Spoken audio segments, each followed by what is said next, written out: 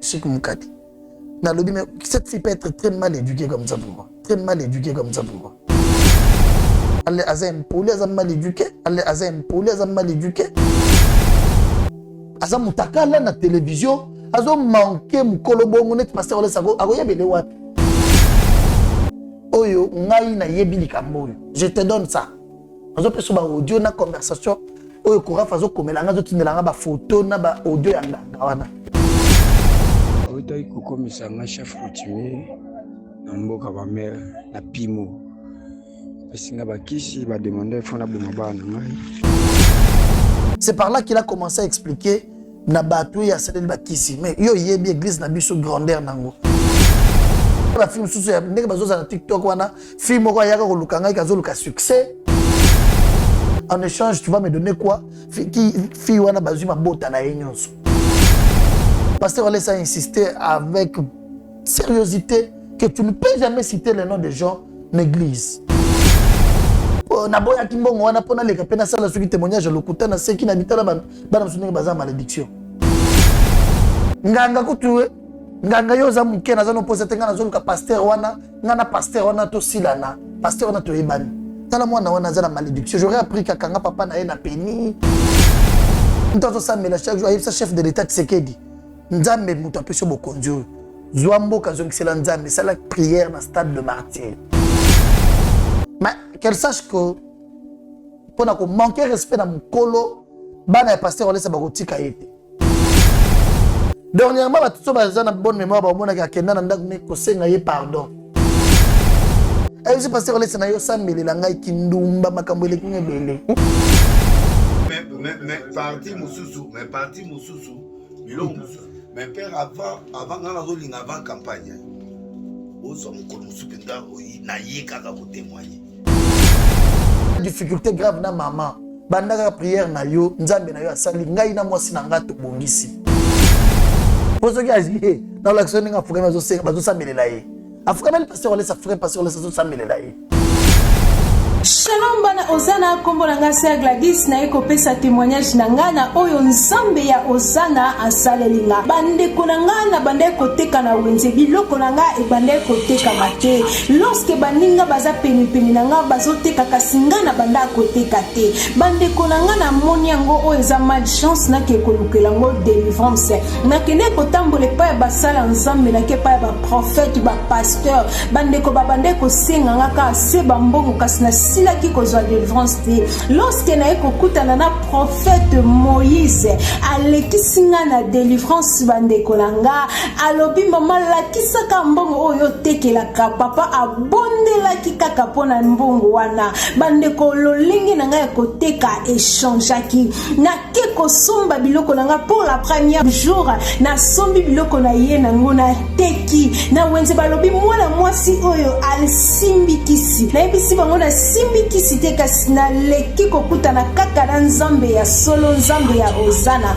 esili wana te bandeko na nga nazalaki mwasi ya mikakatano mpona koluka ba visa partout na ke na Allemagne na ke na France na silaki kozwa ba visa te na bandeko kozwa kaka toujours ba refi kasi papa tango alekiselinga ngo délivrance yabisinga mama kende kokotisa passeport na yo na ambassade otala soki nzambe akorépondre yo te bandeko na kie kokotisa passeport na nga na ye na moni na zwi visa nzambe ya lola azwa lokumu akumisama na longwe na mboka o nazalaki na koti na kati na mboka o esika naza yango na eko kumisa mone na nzambe na kati ya Ozana bokozwa ba délivrance na bino du jour au jour. Merci beaucoup.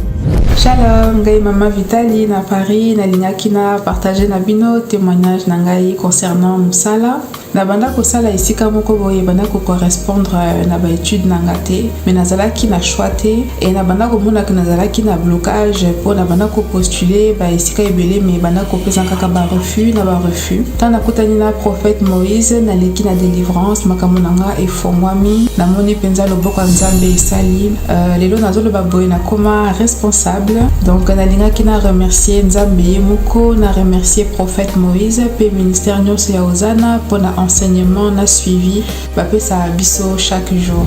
Nalobaki déjà ba oyo bazoko luka délivrance il faut bolongola ba posa ya biloko nyonso tu ya mokili botia kaka nzambe liboso bokomona bokoumela te makambo na bino ekofungwama mpe nalobi lisusu ba oyo batambola partout koluka ba délivrance oyo esimba te awa ezali terminus nazozela bino nyonso tu na moto.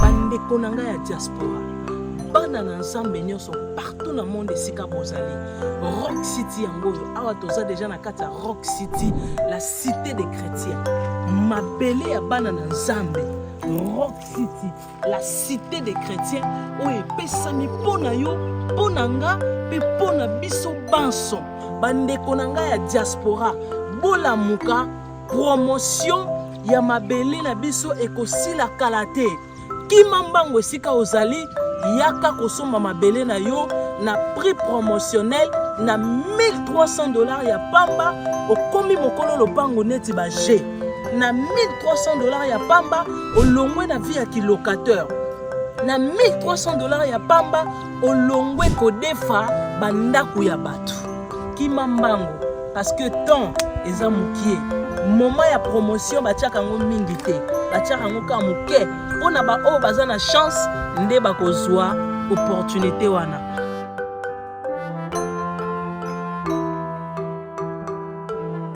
Boza ebele bokota l'émission yo na pesi bino mbote. Merci na confiance, merci na fidélité na Chebiso Télévision, la chaîne qui vous ressemble. Mesdames, messieurs, vous savez très bien que je ne peux pas commencer cette émission d'aujourd'hui sans pourtant remercier notre sponsor officiel parce que c'est lui le sponsor numéro 1 de cette émission. C'est lui qui nous paye. Il y a un Sibiso Nyon Sotosalango au Félé. Après Sibiso succès, élévation. Au chic Moukadiwana qui t'a raté pour Nanine des pauvres en Internet. Donc plus de 18 ans. Na kati Internet. Merci beaucoup. Tata Nzambe Nengo Zanabiso Longo. Touza Peto Ozala Kaka aussi longtemps aux Ampati Nabiso. Je dis un grand merci à Oyos Balingarabiso Tembo Tenabino. Merci bien à Oyope Balingarabiso. Mesdames, messieurs, Bobenga Mingi concernant Makamwe Koleka, l'église, il y a pasteur Kabundi Walesa. Beaucoup de choses, est-ce que c'est vrai que pasteur Kabundi Walesa a l'église Maïle? Topé, moi, Nawana, oh, il y a manqué un grand pasteur de ce pays, respect, et Sengili Tubasa Anaye Nini. Ba rumeur, qu'on soit dans les réseaux sociaux, ou fingana, ou ils allaient malamuté, ba communicateur peut y a pasteur wale sabasiliki bana na bandimi na ye au bazali ba magistrat au bazali lésé ba porter une affaire de 60 plaintes contre moi na Maria ceux qui na que le nom m'échappe kalami était na découvrir ngo moi la moko très impoli mais comme on a manqué papa tout le monde mon nom y a pasteur mais aza papa pour na ye ou ezali malamuté bo le bengi biso bo le pe que non lo lenge nini pasteur Kabundi wale sa sala nini Moussane ko kabaka mbongo ngo azwaka wapi est-ce que ça la mafia comment la maman moi si na ye o dans respectera mingi ko kaba mbongo na peine culte ba $100 ba billet azo ba mbongo asala wapi moi c'est pasteur Kabundi Walesa toye bango na moko lelo et makamuni nezo le kana église ya pasteur Kabundi Walesa église ninge kabona yogi pe que non bandimba pasteur na ye mususu pe ba bandimba kende to yogi pe pasteur Kabundi Walesa ke ko fond l'église mususu na Lubumbashi. Pour Achamona nae. Par rumeur, ils est belé. Torié bango à travers cette émission. Mesdames, messieurs, na osera na biso. Tous à la connecter kasi. Na yami moko. Lisu na ye. Oazali bongo chargé ya communication. Ya pasteur Kabundi Walesa. Oazali pe mona na ye. A vous répondre à biso na mitona. Papa na pêche mbote. Mbote ndeko chic. Mbote na bandeko nyonso bazota la biso. Voilà. Oyebi nenge. Tous à la émission. Tous les mois mingi ko sambe la va émission. Est-ce que ça la biso prière? Ce qui est possible. Seigneur Jésus-Christ, merci parce que tu as voulu qu'on puisse partager ces moments ensemble. Je bénis chaque personne qui a son temps pour suivre cette émission. Sois solution à nos problèmes. Assiste-nous pendant tous ces moments qu'on va passer ensemble. Au nom de Jésus-Christ. Amen. Amen. Papa Gédéon. Moukadi. Nalingo otomola loboko no ya mobali o jire ke roloba solo obeke vérité. Parce que cette émission pour juste ça, toko sarate. Le vérité. To lukio po yo mutunde sengelo le vérité. il y a des choses qui t'a pasteur Kabundi Walesa, il ne peut pas répondre à Marian Tomba. Voilà. À vous répondre, moi, on a Marian Tomba, na Ronaye, il nous a responsable, il y a Makamotali, communication, il y a pasteur Kabundi Walesa. Tout d'abord, pasteur Kabundi Walesa, ça n'a pas. Ouais, Aza, il est sur place. Tu auras une sortie, Morobo, Yakenaïwaki. Non, Aza, une invitation dans Lubumbashi. C'est une église na Bangousek, centre d'évangélisation charismatique, place à Outa. Ok. Ouais. À Kenya, pour la dédicace à temple na Bango ici là qui. Temple il y a Bango. Il y a sec central il y a Lubumbashi. Ok. Sec il y a Lubumbashi ici là qui. Pasteur Ole Saza mutu oyo ya liboso alansa ki go pour na kosomba lopang. Il y a église wana ba pesa ba mbongo. Il avait demandé à l'église là que je pense que beaucoup de sérieuxité. Ngai na koyaka sous Lubumbashi te pona ya kaka jour il y a dédicace à culte. Et il y a temple plutôt jour il y a dédicace à temple qui est beau mbongo to pesi. Bosombi lopang. Botongi pe temple pour Jésus. Pour battre pas sangana ka basambela ka jour et ko sila des jours na oya. C'est pourquoi vraiment basala ki mosala makasi je bénis le pasteur Emantumba na Lubumbashi à sali fort makasi ya kotonga temple kitoko un bijou à Lubumbashi. C'est comme ça qu'a bien qui pasteur wale ça pour aya ko sala bazia ko sala culte ya dédicace ensemble na ba père spirituel na nyonso ba père nyonso ya communauté na bango sec pour basala dédicace ya temple na Lubumbashi. Et puis c'était aussi une occasion pour lui il y a ko sala pose la première pierre pour la construction d'un nouveau temple na biso. Il y a centre de réveil spirituel où aller sa ministrise. Dans le Lubumbashi, tous allons dans le temple, tous allons dans la paroisse en Lubumbashi, mais ce que tu sommes na prince, Nandela Munene. Il a fallu moko à lancer les sous les travaux. À ça la pose, il y a première pierre, c'est en présence des autorités. Les autorités de la ville de Lubumbashi, le président de l'Assemblée, Belé, Bayakiwana, Nensengo Makasi, ya Komona Nenge, Mosali Wanzambe, Kabundi Walesa, Azali Kocha, Libanga, Liboso, pour nous banda Msala, ya Kotonga Temple na Lubumbashi. Voilà. Motuna ya Liboso, Isaboye, ya Motoko na maman Likambo, na Benge Mkwalelo. Tomoni, moi si, il y a pasteur, parce que dans Motuna, Batouba, Mituna, Ebele, et sali buzz na niveau internet azali ni député ni ministre pour d'abord auto que ba député ba ministre ba politicien ndé ba o ba makambo ka ba yiba kambo ba kabarambo ngo po ba yebi passe ya mbongo te ye mama na biso maman Angela maman Angela alesa maman na pesi mbote sikazali mbongo akabara wana azwaka ngo wapi ezali mbongo ba ndimi ya dim ezali mbongo ya action de grâce ezali mbongo oyo parce que ça ça l'activité mususu salaka mais quand on le biso rapidement on a moto na liboso ya moto kota na makambo to bengeli aw ce qui est vrai que kokabeza volonté eza motema avec le peu que tu as chic au kokabela bato mais toi mon on a fait putain on est comme belé mais moi je te dis OK eza belé par rapport ya moto azomona ngone tize belé est-ce que yem tazo kabamona ngeze belé moto ne ça zo kabo OK azoka c'est une femme d'affaires. C'est une femme d'affaires. Oui, elle est dans, c'est une commerçante. Elle est dans beaucoup de choses dans cette ville, dans ces pays d'ailleurs. Dans un supermarché, dans un tomate, dans un dépôt de tomates, dans un zigida, dans une chambre froide, c'est une femme d'affaires. C'est une commerçante. Elle est dans beaucoup de choses. C'est que Kokaba. Est-ce que c'est là qui a la que au cab en plein air c'est important? Pourquoi pas le faire dans coucou? Tu sais ce qui s'était passé? Lobby, ouais. Ceux qui le beaucoup épaissi, ou monaté. Ça c'est bien. Et pourquoi le faire en pleine culte? Pour ça, on a mis sur bateau. L'église Nabiso, c'est une église charismatique. Elle est spirituelle. Ça veut dire. Nous avons Dieu sur place. Ça veut dire. Ça veut dire. Sur place, Dieu peut te dire quelque chose à faire, tu exécutes. Nous avons Dieu, nous avons l'Esprit de Dieu en permanence. Nous avons le karaté. Au moment où pasteur on les a, on le baron dans Lubumbashi. Et ngai soki na matara na ngomba mingi ko sa mais les ailes rola nazo qui charger batterie. Tina yaka na zala déjà plein.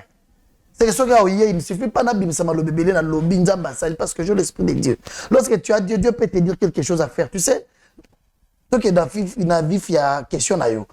Et lorsque Salema qui une église, on était en plein culte. Biso tozo ça, même pasteur on ne savait pas.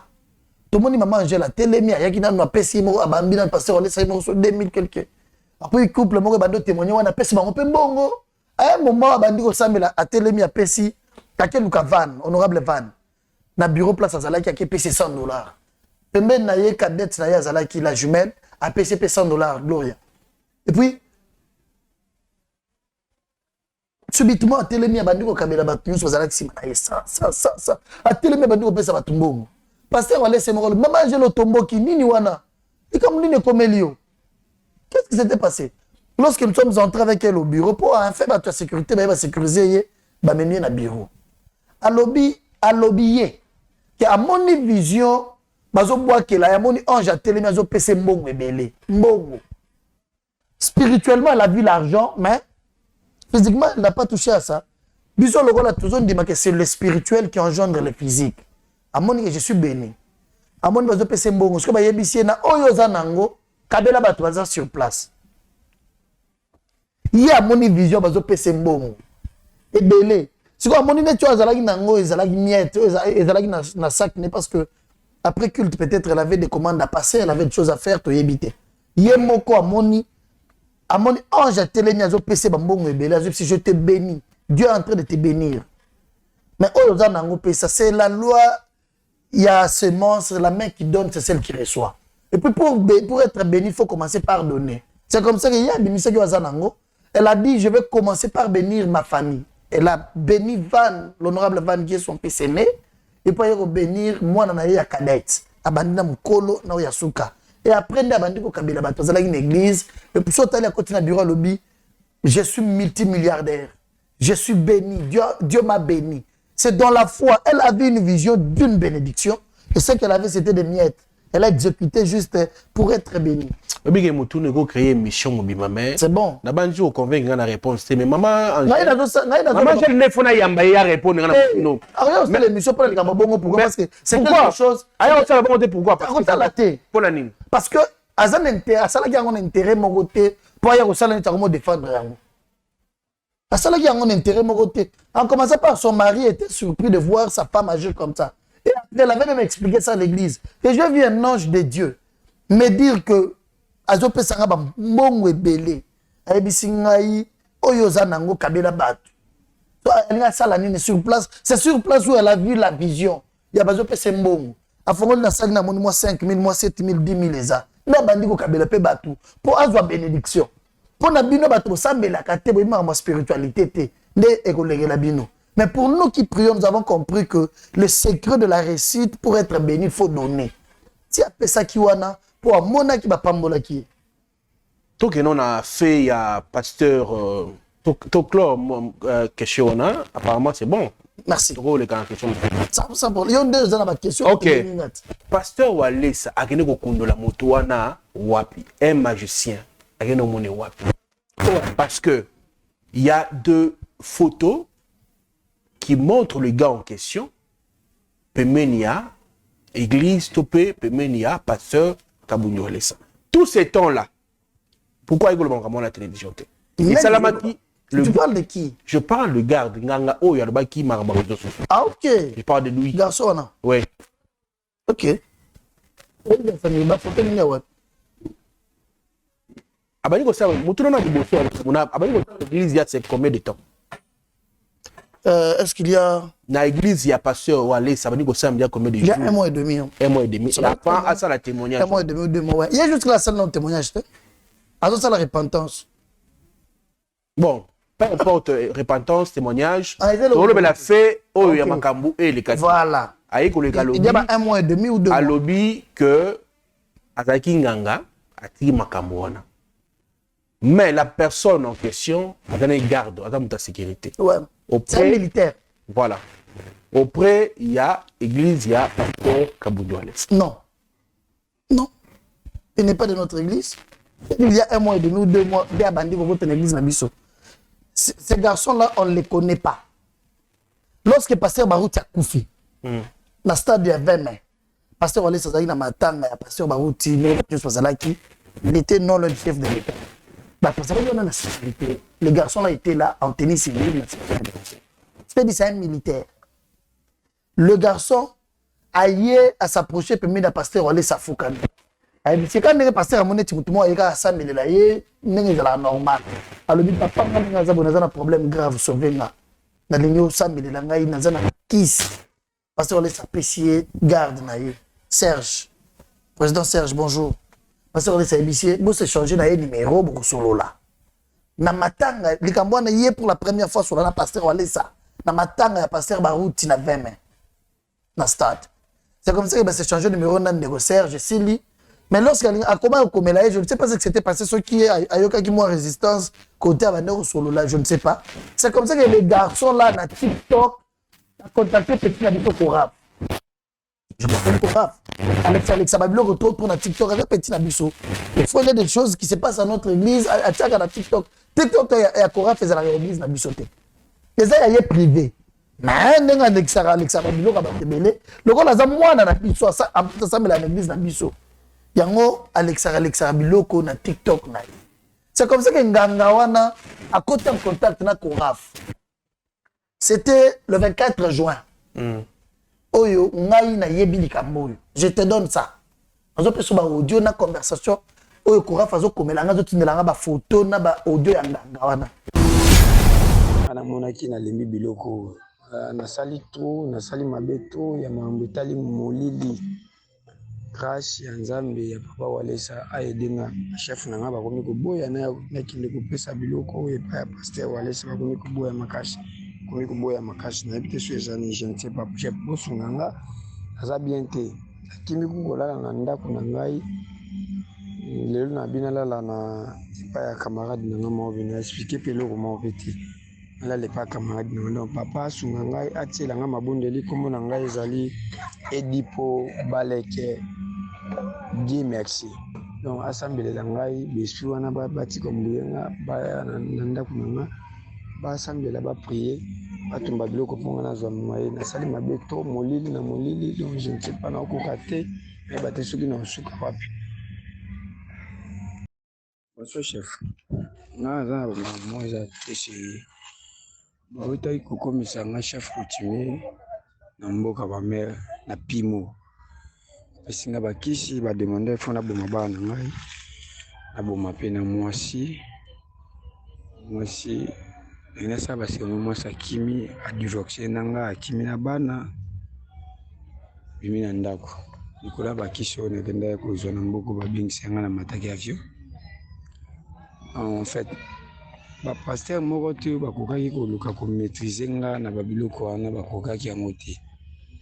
Mais tant que tu lobi na 20 mai na de ya pasteur Baroud le moni papa tant on peut se kana après la kinga kawana na fukami kaka na 20 mai tant papa bimi na sensi de bumunange baluki na sali diarrhée moko incroyable na sumba bloko noir je ne sais pas famille na poto bazo sola nanga te ba grand sœur depuis na évangile na mboka bakaboli beaucoup en deux parties bapesa kinango na mimi on a chassa ezao sikoyo na ebité na kosala na mikota sa ba chef na nga boulot na présence est-ce que moi ezali ngendo pesa bakishe pa pasteur Walesa tumba baboyi balobi non ekosala maté baboyi na biso na kosala ndiye chef. Donc chef na bisayo lelo na bengi ba chef na biso et président na biso tellement papa atiaki nga liboko na lalite même tina lelo na solo libumu esala nga bien te na sali ba salite moko lobi kaka na 20 mai wana akobima ya papa kanda sambele nga na fukami wana na bisayo libumu na en tout cas vraiment je ne sais pas mais attends na zonga ki bisinga so na biloko na kenango et pas pasteur Walesa tumbiango akokufa et en plus baelo babana wana nde bazana na pe baroboma bango bisika bakimi moi ça kimi na bana a divorcer na bana kena 2 filles na zemi ya 8 mois akimaki depuis ba auto pesa nga bokonzi kuna na mboka ba mama na oncle aza chef de groupement abengaki tous les coups babini nga bapesi nga babiloko nde siko babiloko ape na yebisi bachef babiko pesa pasteur Walesa te atumba babiloko na yo nga bino na expliquaki papa boyaki te abisinga ok napesa numéro na bato na ye nabenga na ye na bureau nde bachef babi komeka kokende te okobela liboma kokufa na miniti meme ntina poto famille basolisa nga te famille bima na Kinshasa basolisa nga te babenga nga te natikali nga moko na Kinshasa na bachef setu na famille te bana bakimi tout cela natikali ngai moko nde naza boye. Le gars Koraf ne pouvait pas aller directement parler ça au pasteur Walesa. Ayebisi ngai ko ngaza vie na ye pinga ine naza chargé de communication. Ngabisi nga président nazo sol na mutu moko abengi ngai yawa aza soda. Alobi azanga aza na posa en contact na papa Walesa va samelela ye. Ma réponse chez Koraf est que petit maman banganga wana na bango supposa de. Na bango confiance te. Bayaga kaka soki ayeba sameleli après accueilli. Pourquoi bengi a PC mbongo parce que faible ba PC mbongo donc na talega TV lo bake to sala ki cop na wale c'est sala ki soloté yango biloko banganga na to linga nsi a dit non mais président apparemment hier a férié zela na ti de lo ba audio na ye wana garçon so na Koraf azu ba audio a tindelinga nyonso le 24 juin 2024 je pense dans opesa yo yango o tia ba audio ba to yoka azo senga ye moko vraiment nakendaka na mboka ya ba mama ba komisanga chef coutumier nazana ki saison linga elia mwasi na ngai tout ça na déjà na sala ba makambo ebele na ko ko lisusu makambo ete ba cause na ngamsu nazala na bango na présidence na ebisi bango nazo linga na gepesa passer wala sekisi yo mais ba mso ba ebisi na ko kende te tuki okeyo ko zo liboma. Le monsieur a demandé s'il vous plaît bosunganga na mona pasteur wala sabo edenga ba odio na yo to yo kango bo edenga ina mona pasteur wala sa tout ça est fini. Enfin, et comme il n'y a pas pasteur à l'esprit. Pasteur a un rôle, il y a qu'à sauver Batou. Il y a qu'à même battre pas Jésus-Christ. Il ne peut pas refuser. Pasteur, le Dieu qui est boyanaï. On a appelé le monsieur, la Dieu que vous pouvez venir voir le pasteur. Il est venu, il a expliqué ma cambouna. Il y a un peu de qui s'y n'a pas de Serge à sécurité. Il y a Batou. Avant, il y a un camp. Il y a des images, je te dis. Ok. Bakena ndaku na ye côté campagne na kampuna nde côté bakei bazui bakisi na ye bazui ba maramu na ye tout ça ba ye nango garçon abandi ko expliquer makambu auprès du pasteur na ko banda ko sala repentance na ye nde pasteur a comprendre mamoza sérieux il faut ça la repentance non église pour aviser alors batu bayeba comment le monde des ténèbres exerce. Kolekisa batu bandoki batu akisi liboso e bandi na pasteur wale sate toyeba ba histoire ba mopero wa maloba ba laza Carlito ba témoignage ba salaka ba bando so mokuna ba cassette pona koyoka yango pona ko faire comprendre biso comment le monde des ténèbres zo sala yoko to wa ténèbres zo sala mosala comment est-ce que nzambe pe azobikisa batu.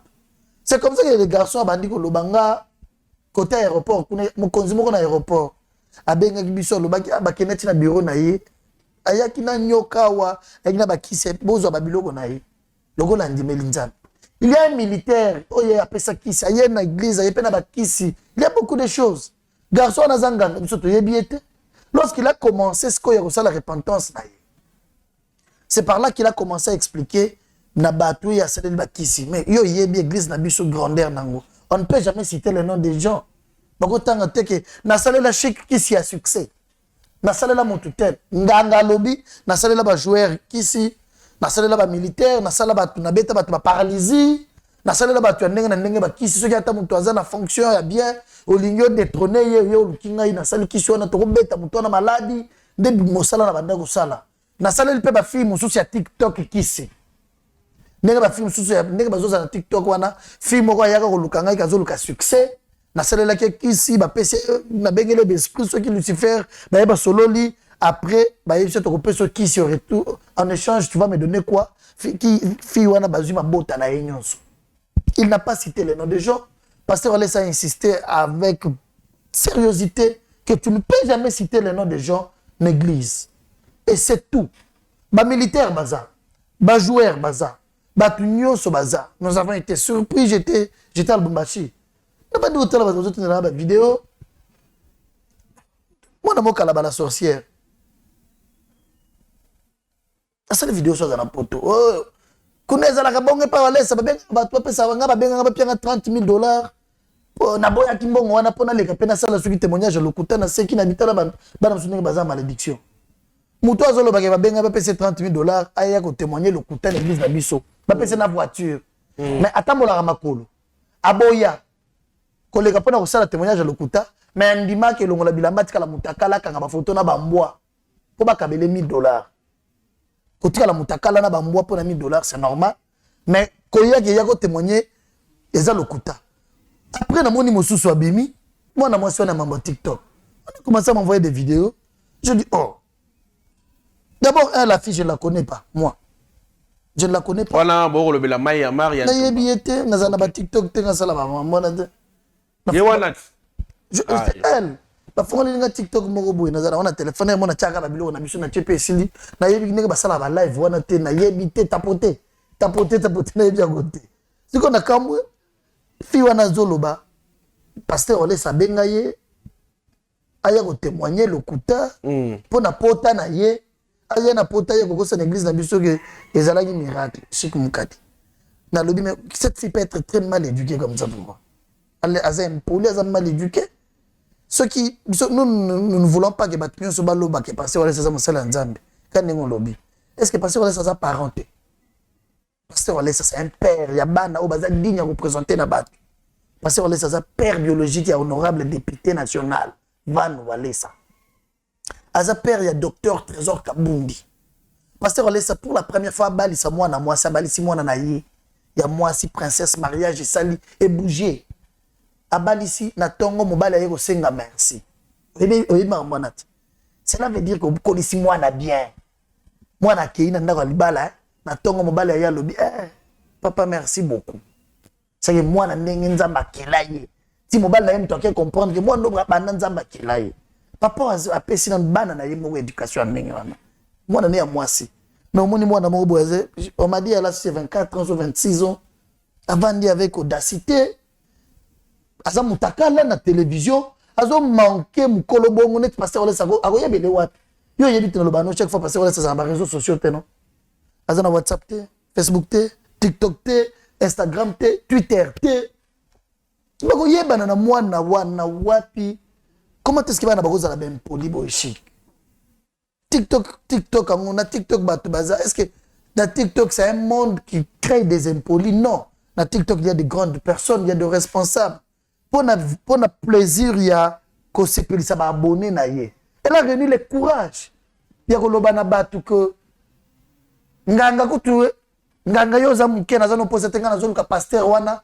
ngana pasteur wana to silana pasteur wana to ebani tala mwana wana zana malédiction j'aurais appris kanga papa na ye na peni des choses comme ça ceux qui moi na zan a soit papa na ye mino bakenda na la police so ba côté na bango wana ceux qui a na capacité ya ko sala papa wa bota ye bon il ne peut pas aller trop loin manquer du respect na mutu oyo ba konzi ya mboka bazo consulter tu sais de quoi je parle na mutu azo sambele la mboka oyo qui est offrant chaque fois corona et bima wa kota na ba maya ya salita azo sambela nzambe loko ezanini son intérêt était quoi il cherchait quoi mutu azo sambela chaque jour sa chef de l'état Tshisekedi nzambe mutu apesho bokonzi zwa mboka zongisela nzambe sala prière na stade de martyr bokonzi ya mboka yoki alobi ça c'est Dieu qui a parlé sala prière na stade de martyr chic.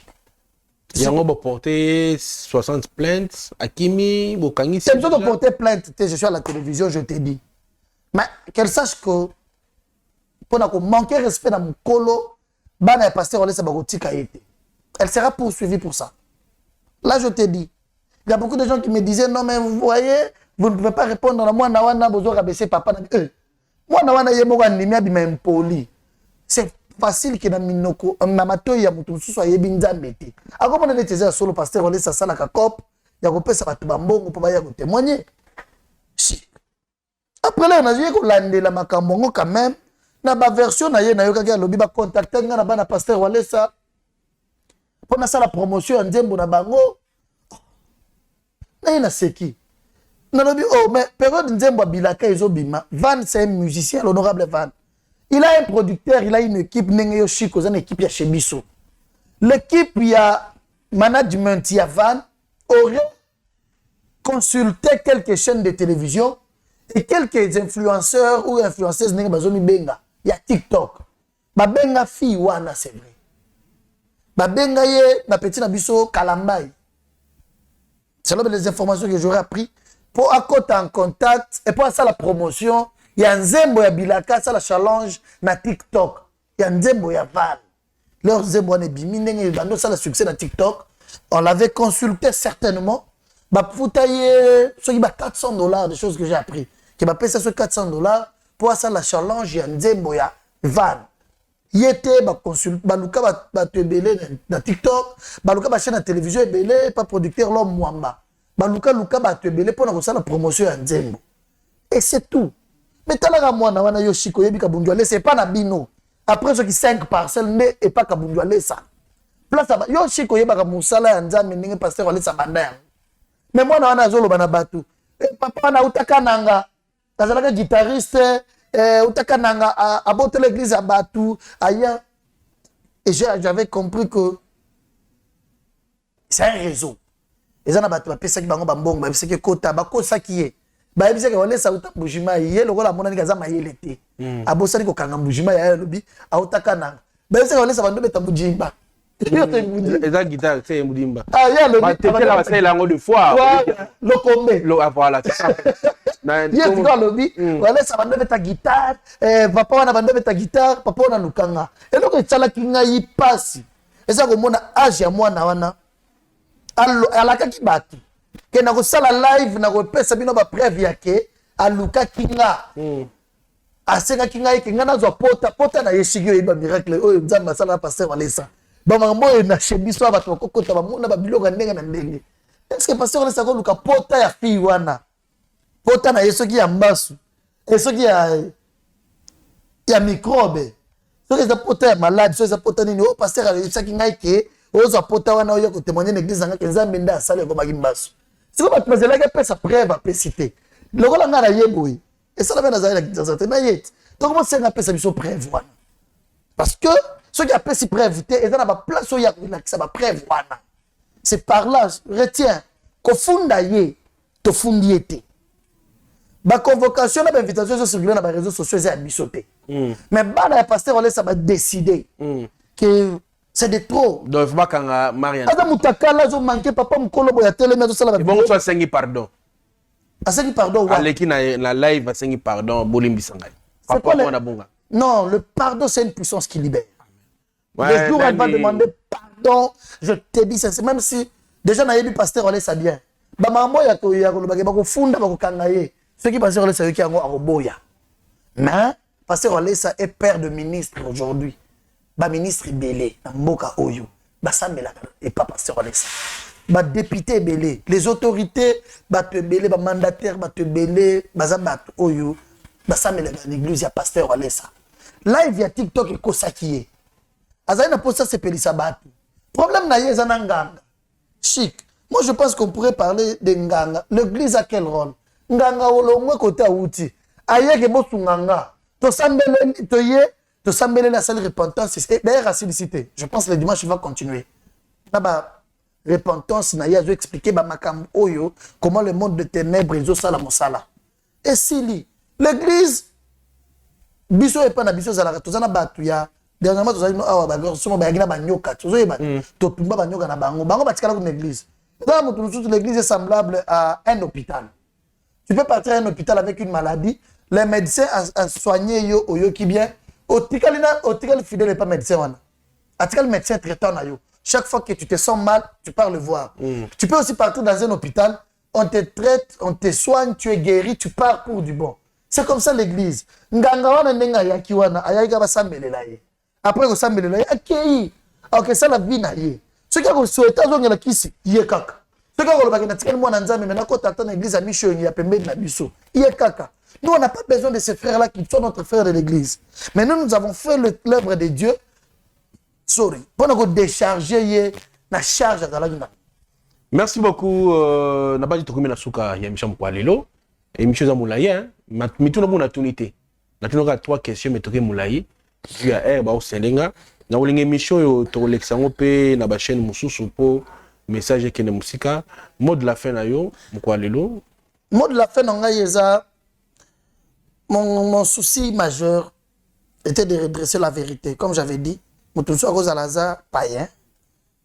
Ayoki biloko mo elobami na réseaux sociaux asombia. Et en plus na lingaki na vanda na likambo moko. Il y a quelque chose de grave na moni na likambo na Denis Lesi avandela. Denis Lesi. Est-ce que na mboko Denis Lesi na mboko ndake sous pasteur. Té, aza pasteur té. Et nous on zoka muso pas Denis Lesi. Non, nazana eloko nazo la contre la tapa pasteur wale sana mwa muke. Et l'on y comme ça pas. Denis Lesi abeta mambeta aboma. Je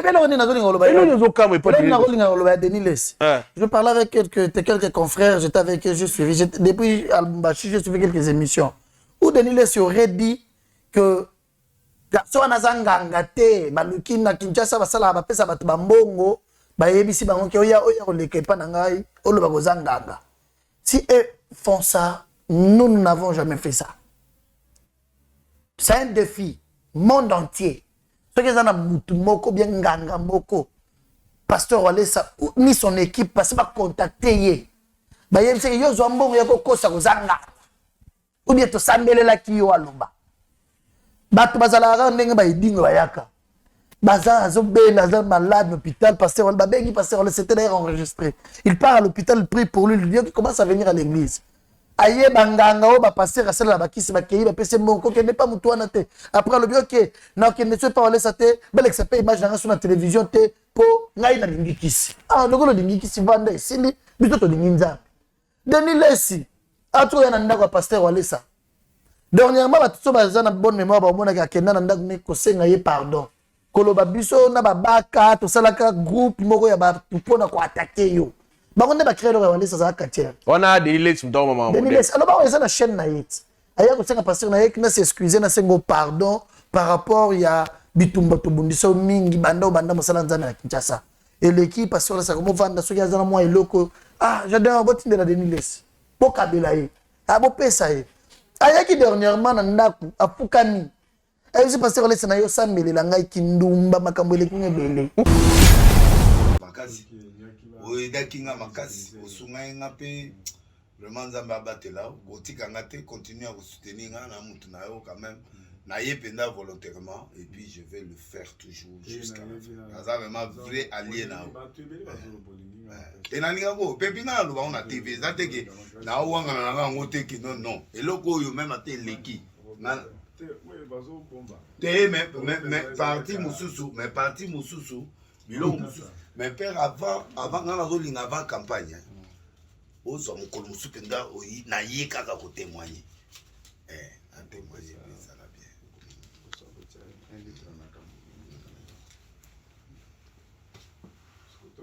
bien merci beaucoup mais numéro ana au chanja les akawana tous photo aussi de la photo na biso na esalaka rage esalaka na efongolanga makambo ebele oyo tosalaka na video tosala wana namona on peut jamais même la chaîne naza na ba problème grave na moi c'est pas possible je te dis si comme là boko yo et là c'est pas un bon là ngama gumoko de ngala otsaka congolais Denis Lesi aye ko loba na pasteur Walesa que nenga naza boye naza na difficulté ngai na mwasi na ngaba mbule belé makambo belé ezala ko tambola malamu te na ye ko luka yo osambelela nga nazo ndima koza mosala nzambe ngai batiela kanga loboko na mutuka ke pas père spirituel na ngaza na mboka na bandu na mboka na bango.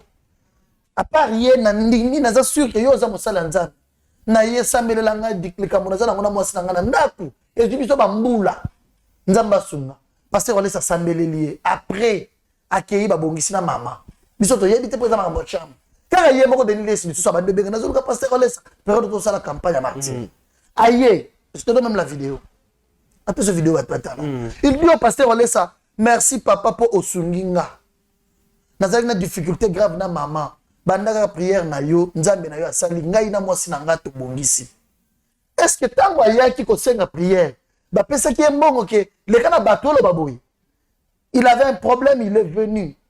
Facilité. Ayeli pasteur Walesa lobi bazo de guerpir na. Parquet saisir biloko na nganya swanda place wando futela. Nazana dossier grave ndengeza boyo sunganga sinon pas soka caméra yawa ekozala soni makasi. Sunganga pasteur Walesa koti na ndako bimisi dollar rebele. Mbongo nyoso ayeko senga ki bazo na parquet. Po bakanga ki basisaki ba biloko. Moma ba meki makima dernièrement na ba réseaux sociaux bazo lukanga boy. Basisaki biloko na ye nyonso. Pasteur Walesa kabungi Walesa koti na ndako. Abimisi mbongo ebele dollar apprécié. Asungiye. C'est quoi l'intérêt de pasteur Walesa chez les Nilesi? Azo profiter ni pas naïe. Azo lukani. Mais bolingo. Mais talaga muto na bazo lakisa bolingo. Ceux qui den laisse na télévision lobby. Garçon anazanga ngate. C'est-à-dire l'axi batuke Walesa. Aluki mutu ya lokuta pese mbongo po ya ko créer trouble na ba fille ya bato TikTok. Biso tuzana na ba TikTok angote.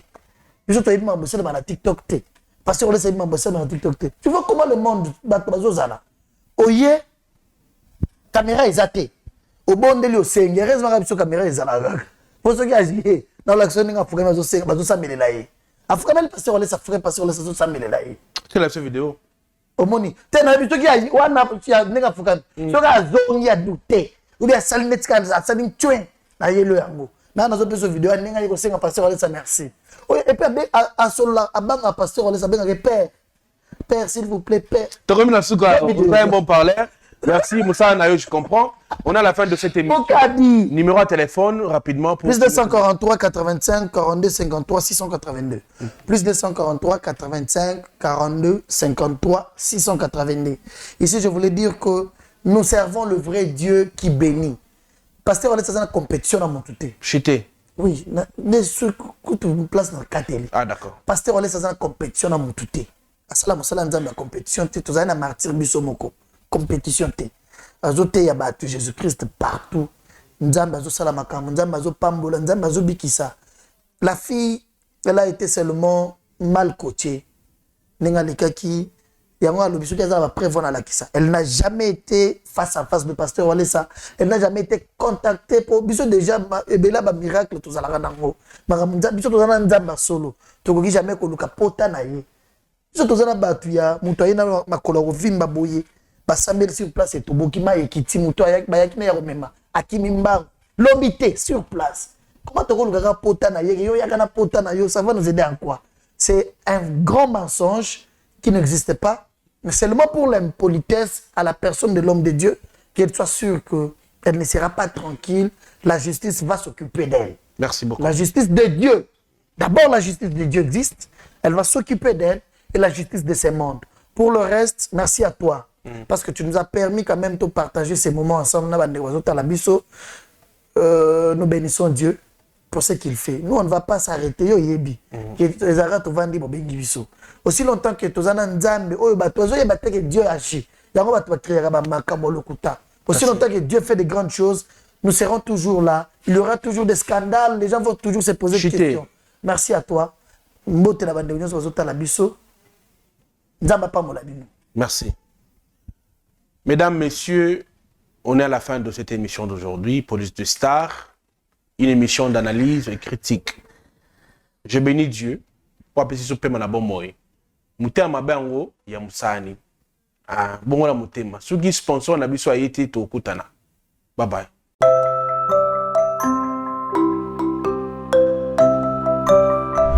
Konanga ya diaspora bana na ensemble nyonso partout dans le monde esika bozali Rock City yangoyo awa toza déjà na kati ya Rock City la cité des chrétiens mabele ya bana na nzambe Rock City la cité des chrétiens oyo epesami mpona yo mpona nga mpe mpona biso banso bandeko na ngai ya diaspora bolamuka promotion ya mabele na biso ekosila kala te Kima mbango esika ozali yaka kosomba mabele na yo na prix promotionnel na $1300 ya pamba okomi mokolo lopango neti ba G na $1300 ya pamba olongwe na vie ya kilocateur na $1300 ya pamba olongwe kodefa bandaku ya bato Kima mbango parce que temps eza mukie moment ya promotion batiaka ngo mingi te batiaka ngo ka muke pona ba o baza na chance nde bakozwa opportunité wana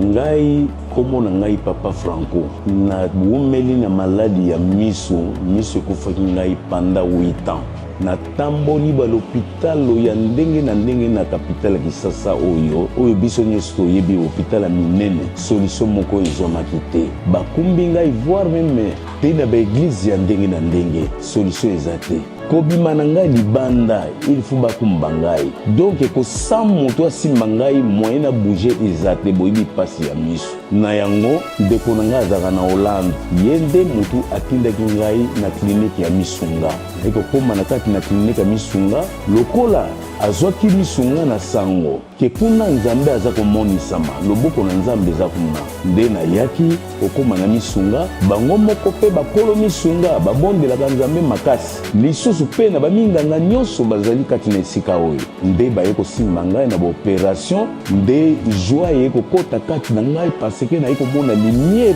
ebimeli na bino moyebi 8 ans c'est beaucoup na moto omonaka te oye kozwa lisusu misu ya sika kati na l'hôpital na clinique ya Misunga vraiment yango naza ko remercier le bon Dieu Nzambe oyo asalaka kati na biso banso nde mpona ngai amonisa mikati na ngai bandeko natondi botondi mpe naza kokumisa mpe ko remercier ye papa Kanga na nyokomaki na maladi oyo babengi AVC na kweyaki makasi na maladi wana nazali komiyeba te kosala makambo nyonso to esika na vandi bameminga ti na hôpital ya Misunga na hôpital wana esika ngai nake kozwa libiki na quartier babengaki ngai koka ke na kotambola susu te babeki bapesaki ngai na tiko kobwaka yango velo na tiko kotambola nango te babeki siko na bwaka na komo kotambola nzoto makasi nyonso to malamu grâce na hôpital ya Misunga na badokteur ya Misunga en tout cas bato wana basambelaka ya solo hôpital ya Misunga eza hôpital moko ya bana banzambe na papa Kanga soki Misunga te nde témoignage oyo nde nakokosala yango te ndese nakufa kala nakomisi Nzambe azala na bango mpe apesa bango makasi bakela mosika mpona hôpital tozali mpe na homme de veya mpona baparent oyo bazali néglige awa na RDC wifi ofele déjeuner ofele courant kutu ekatanaka jamais bokovivre kaka lokola na poto na Misunga santé na yo d'abord.